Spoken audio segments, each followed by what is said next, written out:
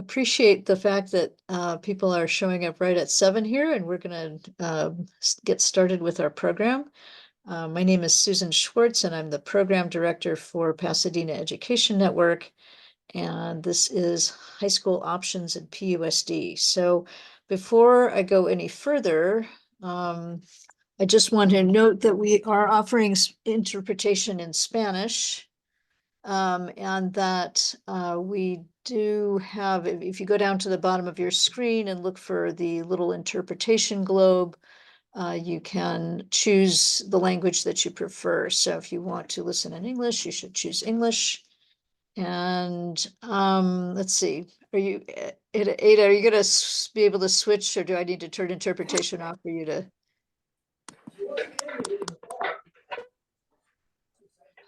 Susan, can you hear me? Yes. Okay, good. I'm using my phone as my second device, so that'll work. Thank you. Okay. Para todos, estamos ofreciendo interpretación durante esta sesión y si quieren tomar ventaja de eso, busquen por favor el globito de interpretación en la parte de abajo de sus pantallas y ahí seleccionen donde dice interpretación y seleccionen inglés o español. Si están en un teléfono, el menú va a estar, mejor dicho, la interpretación va a estar disponible donde está el menú de los 3 puntitos. Si están, como dije, en su computadora, está en el botoncito que dice más. Ahí ustedes buscan también la interpretación, solo seleccionen y eso es todo lo que requieren. For everybody, we are offering interpretation, as Susan said before. So if you would like to listen to the interpretation into Spanish, you can look for that little icon at the very bottom of your screens and select interpretation. It'll be either the menu with the 3 dots if you're on a phone or a tablet, or it'll be a little icon of the earth if you are on a computer.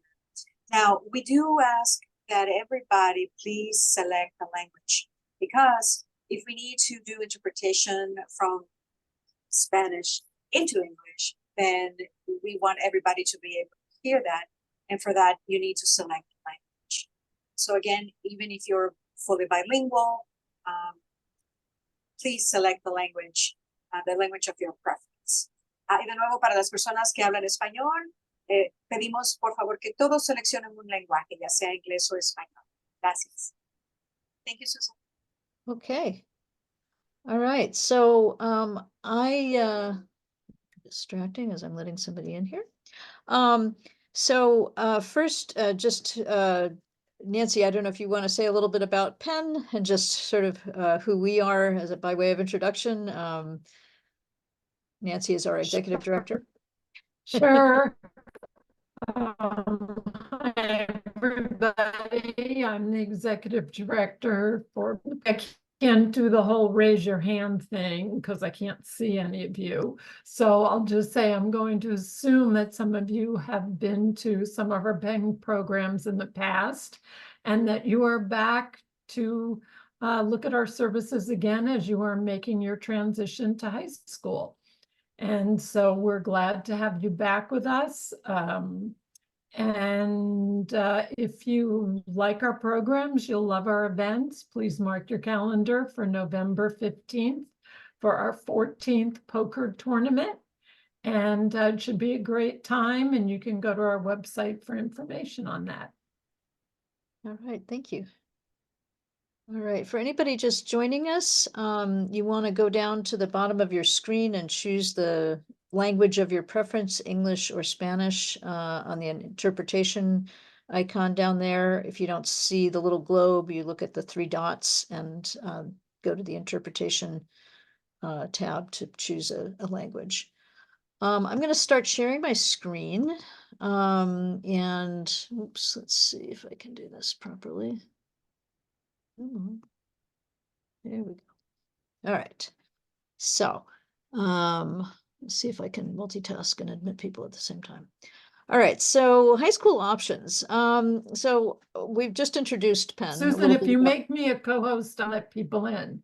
Ah, okay. Yes, let's do that also. Okay. Yes, okay, you should be all set there. Okay, so we're as Nancy said, we're a nonprofit that encourages family participation and involvement in public education in the Pasadena Unified School District. All the communities and all the children in those communities served by the PUSD. So that's Pasadena, Altadena, and Sierra Madre. We're a network of more than 2,000 parents who have either have kids in the schools already, K through 12, or who are considering their options. And so some of you here tonight may be already in a PUSD, have your student in a PUSD middle school and be looking at high school, and some of you may be coming from a school outside the district. So I want to welcome everyone. And our plan tonight is to really just kind of orient you to talk about some of the factors you might be thinking about when you're looking at high schools. What are some of the things that are different compared to when you were looking at elementary and middle schools? We want to give you an overview of the main high school options, but we also want to uh, this is not going to replace going and touring schools and visiting schools and getting information directly from schools. So there's no way that we could really answer every question you might have about a particular school and how they do things. And really, it's better, even if we could, it would be better for you to go to the school and hear from them how they do things, and what does that look like at this school. So we will, the other thing I just want to note is we will follow up this program with an email that will include a link to our slide deck and to the Zoom recording, but also to a lot of other resource materials, which I'll talk about in the course of the slideshow. But I don't want anyone to feel like, oh my goodness, I don't know where to find that, or I'm trying to copy down some link that was on a slide. We will send all this to you. So if by any chance you did not already sign up for this program on our website, if you just found a link to it and came and haven't registered with us, at some point, if you could just drop your name and email into the chat, and then we'll make sure that you get the slides with all the resource materials following this program. So let's see, here we go. All right, so let's talk a little bit about high school. What are some of the things that are different that you're considering as you're looking at high schools that you may not have had to think about before? Clearly we are talking about more course options. High schools have electives. There are choices even within some of the core subject areas, such as science, math, and social studies, as well as world languages and the arts. There are advanced, more rigorous courses, such as the International Baccalaureate programs, diploma courses, the AP courses or advanced placement, and also college level courses that are available to students at the high school level. There is something in Pasadena Unified called the College and Career Academies, and so that is something we'll touch on as well. So there are a lot more options in terms of just the students' coursework that they can be taking. So let me actually touch on this college and career academies now, because I know from going on tours with folks that it can seem a little bit confusing. So in Pasadena Unified, there are 8 themed programs of study that that are basically the purpose is to expose students to possible career areas. So it's not like this is a student who's choosing a career only, this is the career I want, this is that I'm going to pursue this, but they're being exposed to areas of possible careers and some of the kinds of technical knowledge and skills that they would need if they were going to pursue those careers. And the idea is really just to make the learning that they're doing at the high school level, to make it clear what the relevance is to the larger world that they're going. A little more. Okay. So I'm going to skip ahead to one slide ahead and then come back. This is the list of the college and career academies that PUSD has, and they're listed by the high school where they're located. So so you can see it covers a variety of things. There's creative arts, media, and design, and law and public service in the App Academy at Pasadena High School. Blair has a health careers academy. Marshall has an academy for creative industries. And then Muir, which is unique in this regard, every student at Muir is in one of these three academies, either arts, entertainment, and media, business and entrepreneurship, or engineering and environmental science. At the other schools, you may choose to be part of an academy or just be in the general education pathway. And you would actually be taking your courses. If you're in an academy, you have the opportunity to be with a smaller cohort of students who are in that that same academy with you, which gives you a little bit of a smaller school within school feeling. But you can also take courses, your core courses, your math and your science and your English language arts and so on, with, you know, with your academy cohort, or you can choose to take classes with other general ed students. So if you wanted to take an AP course, where you were taking a more advanced math course, you could do that and still be in an academy if that was your choice. The other thing that comes along with the academies is fairly amazing internship opportunities in related fields. And a lot of students do those during the summer, I think in particular between their junior and senior year, but they may do them at other points as well. And it's possible to, you know, not go into a pathway and then decide to do that, you know, in ninth grade and then decide to join that pathway or academy in 10th grade. But after 10th grade, it's difficult because there's a sequence of courses that the students in the academy or pathway are taking. And I'm sort of using those terms interchangeably. And I think technically there are some people would say, no, an academy is this and pathway is that. But you'll often hear people reference college and career academies or pathways and just sort of know that those are talking about basically the same thing. So again, as I said, in case anybody just joined us, I will be sending the links for more information about this out after the program. So don't worry about trying to copy down links or find the stuff right away. Along with the courses, obviously there are a lot of other extracurricular activities that go along in high school and become a very important part of your student's life. So for a lot of kids, that's sports. And it may be clubs and activities. There are leadership opportunities, either through a club activity or sport, but also through student government or community service kinds of programs. So there's a lot going on, clearly. And, you know, we can give and do try to give, and one of the handouts I'll send out to you all is a sort of a comparison chart that shows, so you can sort of look at all the high schools and what they offer. But even then, you know, things like clubs and activities, and even to some extent sports and other kinds of extracurriculars, they can change from year to year.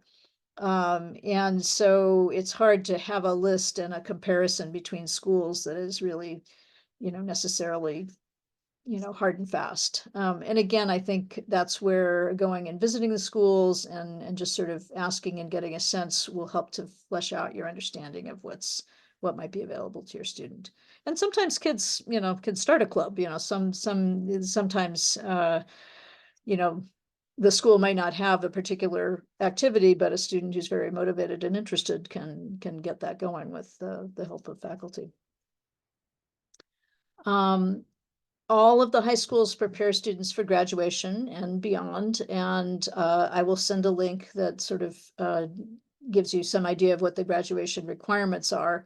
But you can see from this slide that there's a fair amount of course credits that are required categories of courses. To some extent, those are going to be courses that prepare your student to be eligible for a four-year college or university. In addition, community service or work-based learning, and sometimes we use the term career technical education, is another term that sort of goes along with that. And so the academies definitely provide that, but there are also opportunities for students who are in the general education program to do internships or to do community service to meet that requirement. Our schools also have the seniors do a defense, and they kind of keep a portfolio of their work as they're going through high school. And there are teachers and counselors who help them to think about what things to include and how to sort of reflect on what they're learning and how they're growing as a student and as a person moving through high school. Let's see.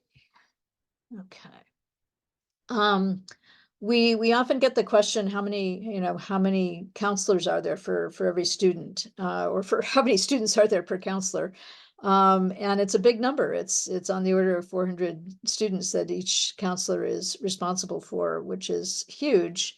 But the work that they do with students is broken up in such a way that they are helping students to make a plan for getting through high school and tracking what they need. And there are ways also for parents to be able to be observing and sort of helping to track what your student is doing and how they're coming along towards meeting their graduation requirements. And we usually cooperate with the district in the spring to do a program about the transition to high school, where we talk about what some of those tools look like. In addition, in terms of preparing for college, there is an amazing group in Pasadena Unified called College Access Plan, or CAP. They're actually also working with a lot of our middle school students, but they operate drop-in centers at all the high school campuses, and they help with everything from just sort of exploring careers and majors and looking at different kinds of colleges that one might want to consider, to financial aid, how to get the financial aid stuff done and evaluate financial aid offers, apply for scholarships. They help with the college application process. So they do really amazing work. And their programs are free and available to every Pasadena Unified student. Where do kids go from PUSD? I mean, basically they go everywhere. There are this is a handful of shining stars from, I think this is actually maybe from 2023.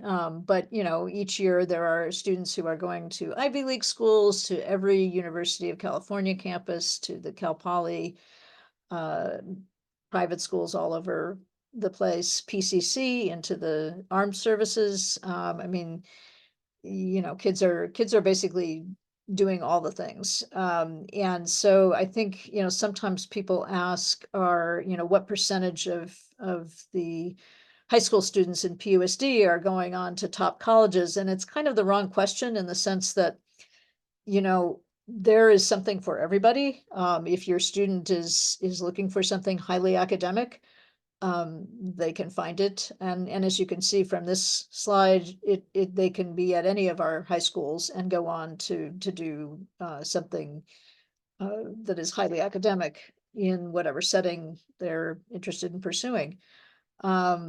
So it's really, I mean, that's kind of the beauty of public education, is that our high schools are really serving kids with all kinds of backgrounds and all kinds of futures.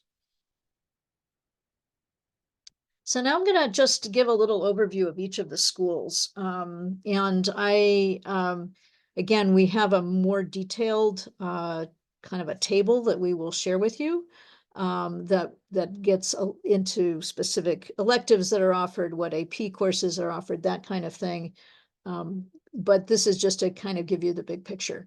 So in Pasadena Unified right now, there are 2 standalone high schools that are just high school, so 9th through 12th grade.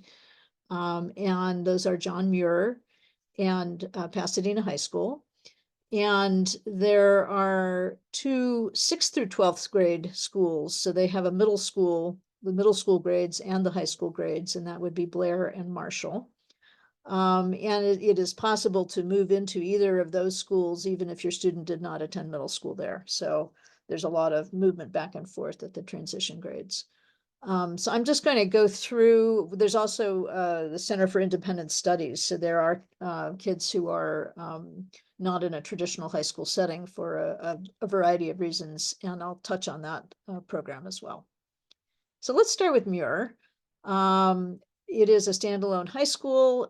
It is, as I mentioned before, all of the students at Muir are enrolled in one of the three pathways or college and career academies.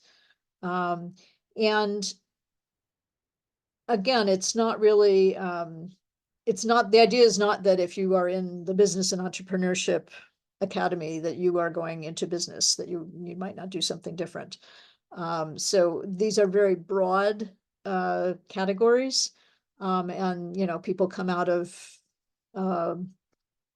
any of these academies and decide they're going to become a doctor. I mean, it's not, so you're not setting a particular career path in motion necessarily, but rather being exposed to the world of work and the different things that the things you're learning may apply to. The other thing that's unique about Muir is that it does have a partnership. It's an early college magnet, and that means magnet is just a term referring to a grant that enabled a school to develop a certain program that would be attractive, like a magnet, to families from all over the community. And in this case, this featured magnet is the Early College Partnership with Pasadena City College. So all students starting in 9th grade do earn college credit through this. They are taking PCC classes at the satellite campus there on Muir's campus during the school day. And they're being supported through the counseling office and the staff at the high school to do this. So it is possible for students at other high schools also to do this, what's called dual enrollment, and I'll touch on that in a little bit more in a minute. But basically dual enrollment means that your student is taking a class that is a college class for college credit, but they are also getting, it's also going on their high school transcript. It is also fulfilling one of their high school requirements. So it's one class, but it's giving them credit both for college and for high school. And students at Muir can earn up to 2 years of college credits, essentially have the equivalent of an AA degree concurrent with their high school diploma. But even students, I think all students, all 9th graders do take a college level course, and so they are being exposed to that, which is shown to be something that is very helpful, for kids once they do get to college to have had that exposure. So that is Muir. Pasadena High School is also a standalone high school, so it's just, we're talking grades 9 through 12. About a third of the students are in one of the three pathway programs or academies that PHS has. And that's the App Academy, Creative Arts, Media and Design, and Law and Public Service. Pasadena High School is also where the Mandarin dual language program, and I should add this, the French dual language program are going to be feeding to, if you have a student in one of those dual language programs and they want to continue that in high school in Mandarin and French, that would be at PHS. There is also the Math Academy. There are a small number of kids in middle school who are working on calculus. And so PHS offers advanced college level coursework for students coming out of that middle school Math Academy program. Blair High School is, the high school is part of a 6 through 12 school. So the campuses are right across the street from each other on Marengo. So the high school campus and the middle school campus. Blair is an international baccalaureate program, and all the students at Blair in high school are part of that international baccalaureate middle years program, starting actually in middle school. But as I said, even if your student hasn't been in the IB program previously, they can start at high school and they would be part of that IB program. And then they may choose to pursue the IB diploma program in their 11th and 12th grade years, which is it's a very rigorous program. It is recognized in much the same way that a student taking a lot of AP courses, those courses are recognized and that diploma is recognized as something that a college would look at. Also at Blair, the Spanish dual language immersion program continues there. So if you have students at Octavia Butler or at Blair already, if you have students who are coming out of the Spanish dual language program, that continues at Blair. There is also an Armenian language academy that offers language courses and literature and history culture classes there as well. And the pathway or academy that is at Blair is the Health Careers Academy. It is both what PUSD calls a college and career academy, but also an IB career related program. So students who are doing that can also be in the IB diploma program. So let's see. Marshall is the other 6th through 12th grade school. So it is about 1,000 high school students, and about a quarter of those are enrolled in the Academy of Creative Industries. But a large number of students at Marshall are taking some form of visual or performing arts. Their emphasis is on the access to advanced placement courses.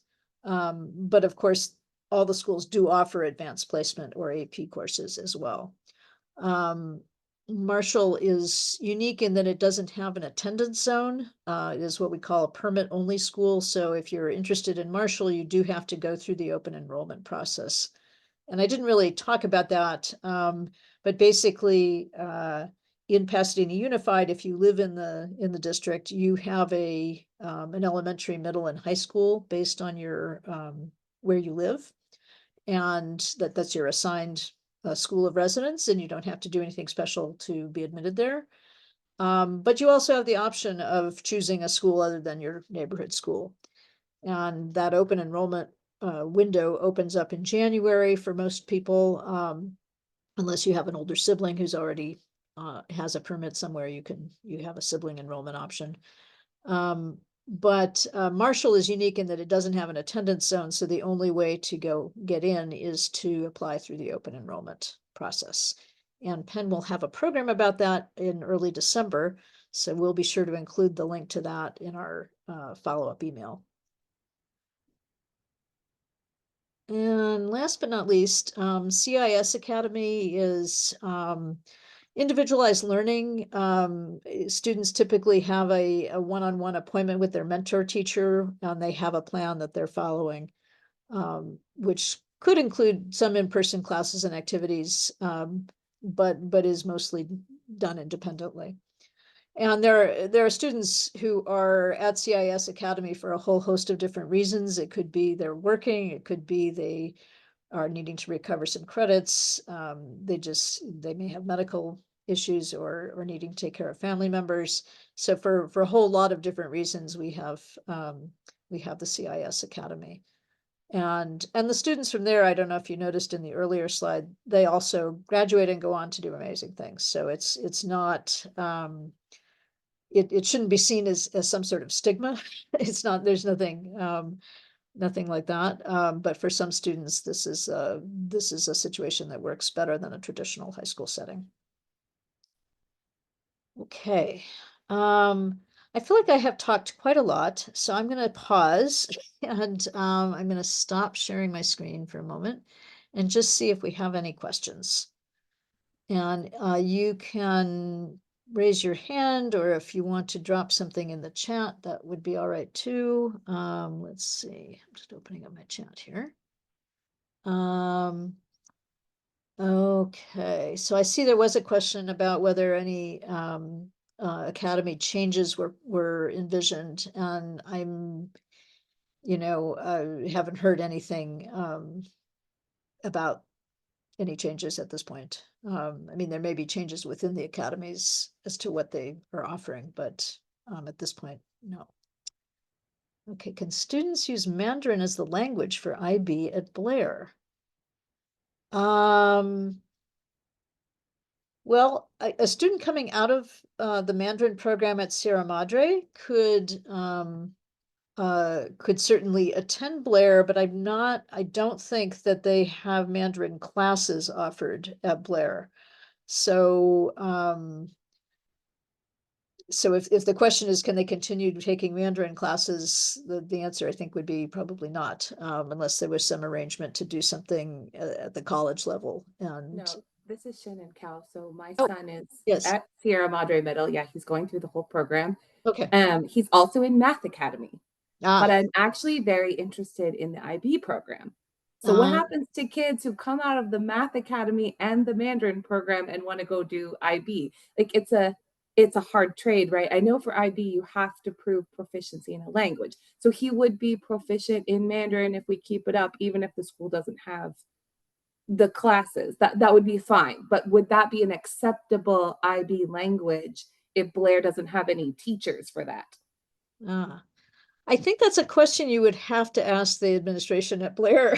Oh, Honestly. okay, that's fair. I just know you have to have That's another technical language. enough that I'm not gonna. But then you also know about Math Academy. If you finish the Math Academy middle school program, but you don't go to PHS, Yeah. what do you take?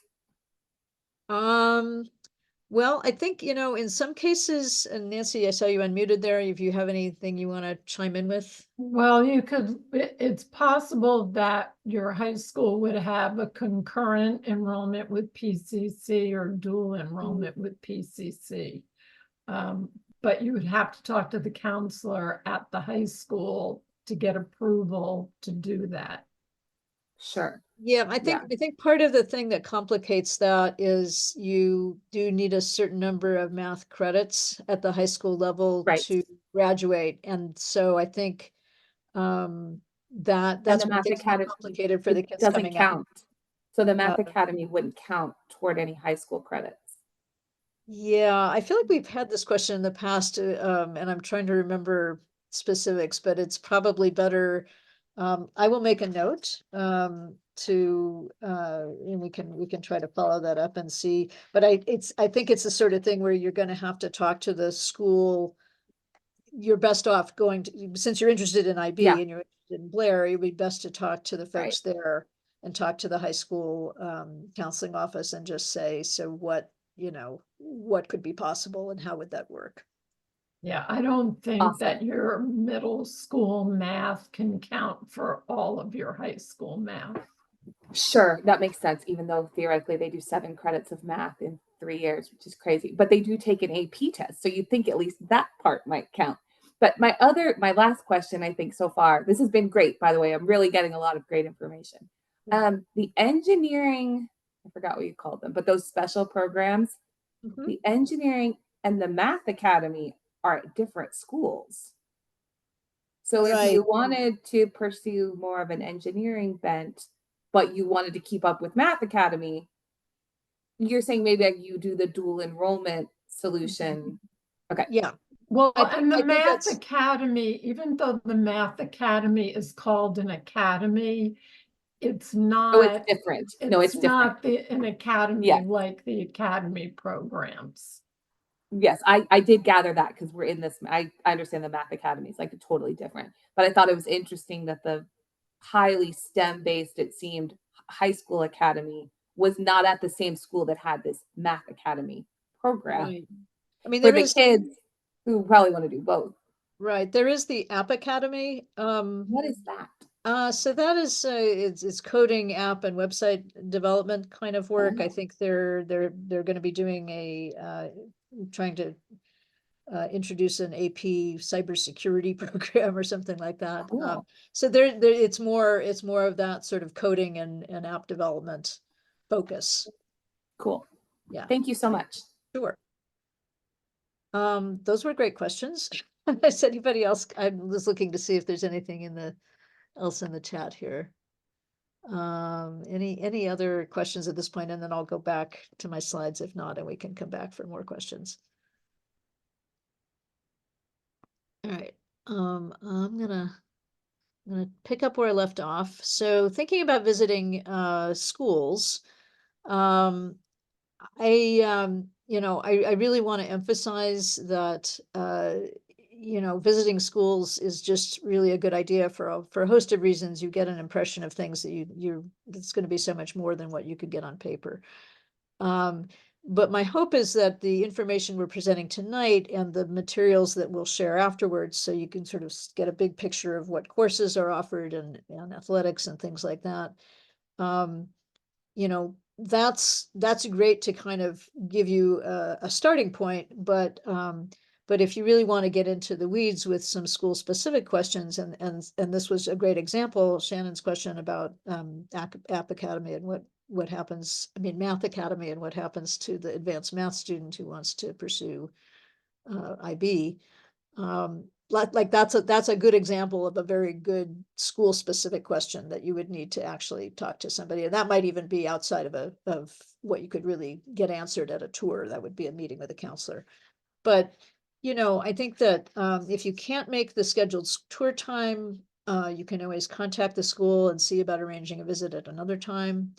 And you really want to you really want to kind of think about what your questions are, because this is the opportunity for you to get a little bit more of a direct feel for, I've got a student who wants to take very rigorous classes, but also wants to play sports, or I have a student who needs some extra academic support. What does that look like at this school, and how would that work in terms of my student being able to be in band or be in play a sport or something like that? Those kinds of questions, I think, are best asked at the school, because that kind of stuff is going to look a little different everywhere. And part of when you have a particular interest in a particular thing that's important to you or your student, sometimes just seeing how they respond to what you're concerned or interested in can tell you a lot. And that's I think it's really helpful when you go to a school to kind of think about what those key questions are, and try to find out at that point. We also have parents, we call them parent ambassadors. So we have parents who have kids at all the schools. Now, do we have a parent of a kid who's doing all the different things? Not necessarily at every school, because there are just too many things. But that's another resource if you have questions about, well, how does that work, for your kid to be in sports and be taking a bunch of AP classes, say, or, what does that look like? That's something that we can also help to put you in touch with a parent who may have a similar experience or some perspective on that. So again, when I send out our follow-up email, I'll invite you to get back in touch with us if you'd like to be connected with a parent about something specific. But in general, what you're going to want to do is, look at what's offered, gather what you can about what's being offered at the different schools. And then when you get there, you can kind of hone in on your specific question that you're hoping to learn from that visit. Let's see. Yeah, and I think, so that's why, one of the reasons we're sort of trying to explain about what the academies are and how that works here is that you want to focus on school specific questions during your tours. So if you just start asking very broad questions about how things work at high school in general, that's not making the most effective use necessarily of the time when you're actually there at a particular school. And ultimately what you're looking for is, is this a place where my child can be himself or herself or their self? And if there's a particular question that you don't feel comfortable asking in the middle of a tour about how the school can support some particular aspect of your child and who they are, it's perfectly fine to just say, can I get your card, and follow up with an email or ask to speak offline with the principal or a counselor or somebody who can really address your question.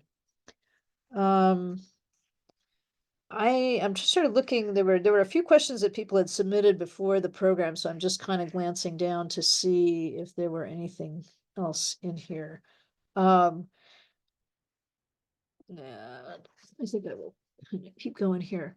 So we have a follow-up survey. We really appreciate your feedback. I put in a QR code as well as a link. And I guess we can also drop those links in the chat.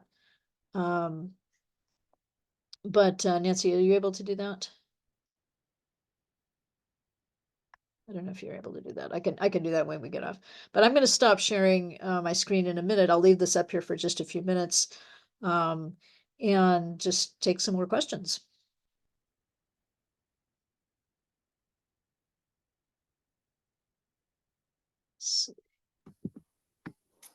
I have another question. I can come up Yes. with questions forever. It's Shannon. Yes. For the kids who take classes at PCC or any other dual immersion, so I did dual enrollment in high school. I had to drive in the middle of the day to like the PCC. Do they have to do that?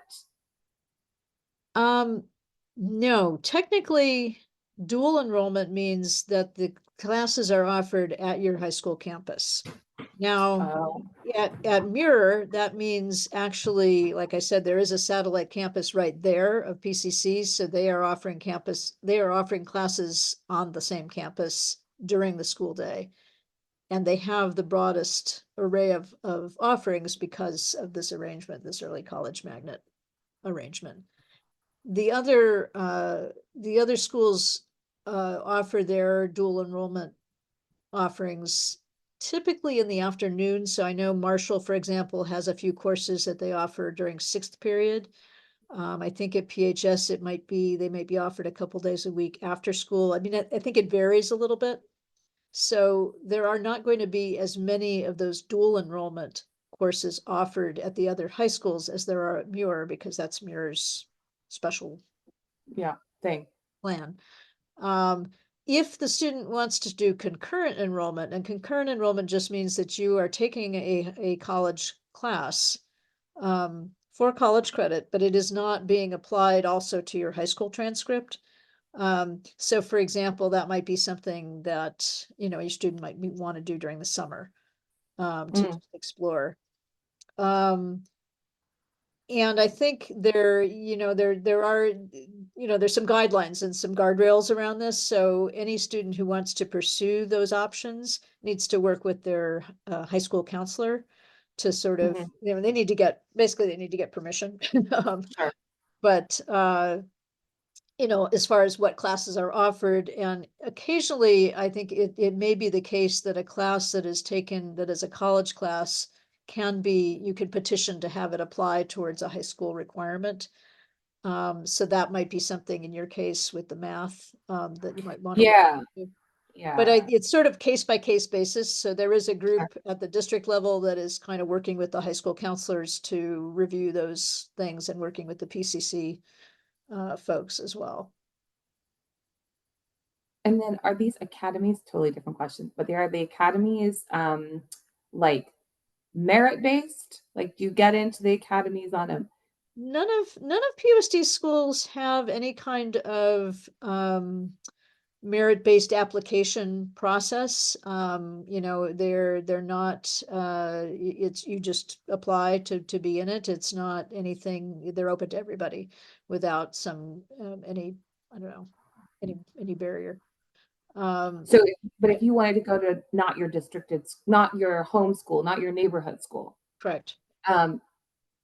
It's just lottery after that. So like if there's an academy you want to go to that's not your school, right? Or if you want to go to the IB program, you just lottery in and you have the same chance as anybody else except the people who live near there?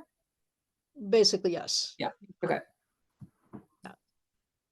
And I think, for the most part, at that level, it's not hard to get into most of those. I don't know. Okay. I don't want to go too far out on a line here in case I'm wrong. I think that there's generally a lot of leeway to get into the different programs. Because I know that at least at the elementary level, some of the dual language programs are quite competitive and they have waiting lists. So I was wondering, like we went to Field, which is the feeder for Sierra Madre, and has an amazing program. But people come from all sorts of districts to want to go to that school, which is amazing. I'm so lucky that we have that here in PUSD. Yeah, I mean, so as with anything with open enrollment, if you live in the district, even if your student is not already enrolled in PUSD, but you are a resident of Altadena, Sierra Madre, or Pasadena, you have basically first crack at the open enrollment applications in January. Yeah, and don't wait until May or August to decide you want to do a specific program. We're in 6th grade. So I saw this come up and I was like, oh, I'm going to learn about high school. So just trying to get ahead, just trying to figure out what I don't know, because I've heard middle school goes by so fast. It does. That's true. Yeah. All right. I'm just going to drop in the chat the information from our Navigating Open Enrollment program. I'll put the link in the chat right now in case anybody wants to sign up for that. And let's see, I'm kind of going back to look at some of the questions that were submitted earlier, but feel free to unmute or put something in the chat if you have another question for us at this point. We had a couple of questions about whether there were schools that focus on theater and arts, arts, technology, theater, film, dance. So there were a number of questions about the arts. And again, just as the sort of STEM stuff is not all at one school, the arts things are not all at one school. So Marshall has their Academy of Creative Industries, and you can choose a track. So for example, dance would be one of those. And I don't know if instrumental music might be another. But also, for the fine arts and for drawing and design, PHS has their CAMAD, which I can never remember. Creative and no. Oh gosh. Okay, I'm gonna pass on that because I'm not thinking of it at the moment. So we'll come back to that. But also, Muir has its arts entertainment, and I think all of these do combine a combination of the technical skills involved in whatever the art form is, and the sort of how do you make a living doing that? What are some of the other things that you need to know about that industry or that business? And so, for example, at CAMAD, the arts program at PHS, they will be learning, they'll be getting help kind of putting together a portfolio and thinking about how do you take your work out into the world. You're getting a lot of, so you might have stage tech and as part of the theater at Marshall in their Academy of Creative Industries program. And some of the courses that are available to the Academy students are also available to other students in the general education program. So it's not like you couldn't take a theater class if you weren't in a theater-oriented academy. You definitely can. And I think by the same token, you want to keep in mind that the students in the academy programs are still taking the core courses that everybody else is taking. They're taking an English course and a math course and a science course. They're taking all the high school requirements. So a lot of their day in that sense is going to look like any other student's day. But when they're going to have these specific electives that are part of this series of courses that they take, and then the opportunity for internships and some field trips and some special things like that. I just saw the question, if a school with both middle and high school is not our neighborhood school for middle school, do we need to reapply for high school? No. Once you're in, you're in. So you could start at 6th grade and go all the way through high school. Even if it's not your neighborhood school. And so Marshall, for example, if somebody comes in during middle school, they could just stay there through high school.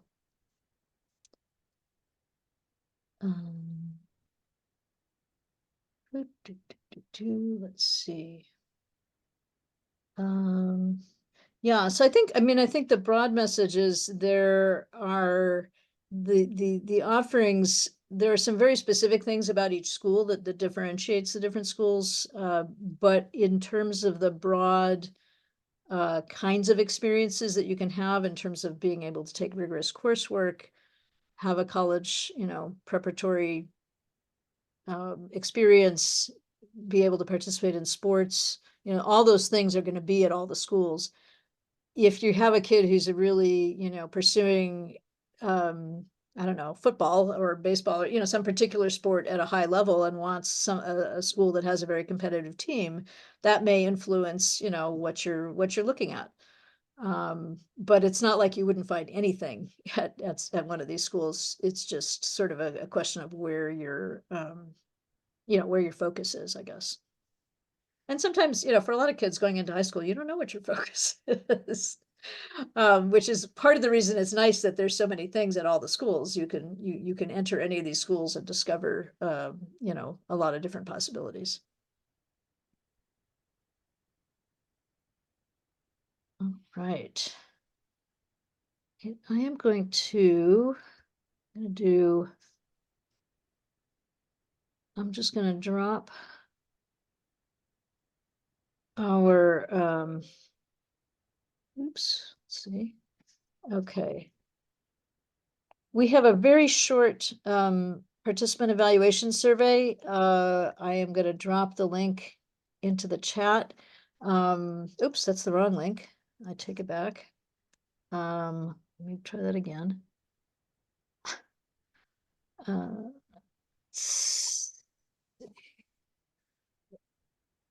Okay, this time for sure.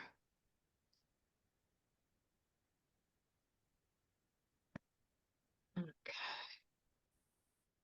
Let's try that. There we go. Okay. And we have a Spanish version of that, which I will also drop into the chat.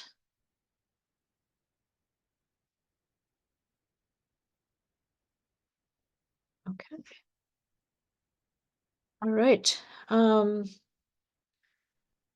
Any other questions? Does anybody need to give me their email address if you didn't sign up online? I think I'm looking at the names on the screen and it looks like most of you did sign up online, so we will follow up with an email to y'all.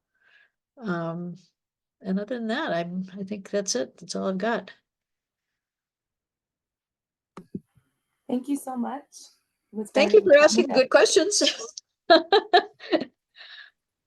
All right.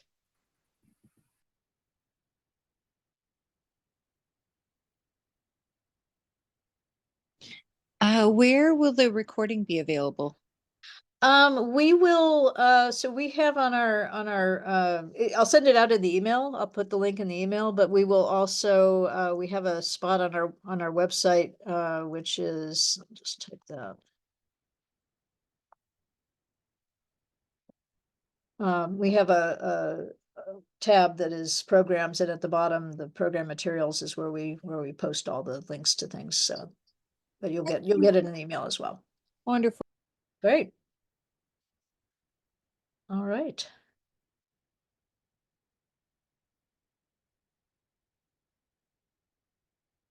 Well, I think that's it, people.